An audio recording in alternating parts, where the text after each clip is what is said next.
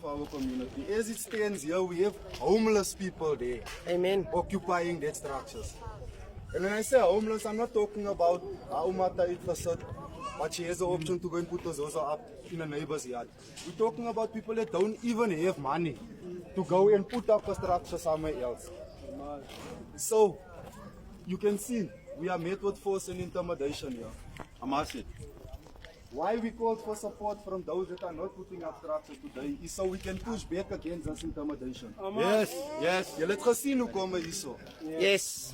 And we have so much respect for our police and our authorities. But we won't stand for this. Yes. Colonel Sambo was very understanding with us yesterday when we spoke to him. He allowed us a time period to work on some things. However, leaving here is not an option for us.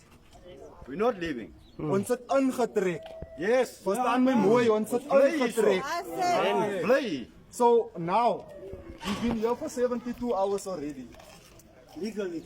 They're gonna tell us that our interpretation of the law is incorrect. But it's not incorrect. We have been here for 72 hours already. They cannot just come and evict us. We want a court order. Amasit.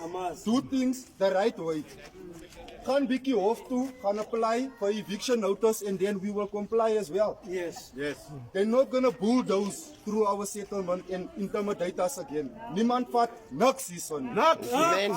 There's gonna come a time, you can see they're waiting for anti-invasion unit to come here from JMPD. There's gonna come a time when we're gonna call on all of you, each and every one here, to stand in front of dead structures. No one is going past us. Nobody's going past us. Do what you want to do what you have to do. We have the media here also today so they can see exactly what government and the police authorities are doing to our people. We are standing up for our rights here. Ons is homeless. We have nowhere to go. We are jobless. Yes. We're taking the land and we're going nowhere. Amasit. Amasit.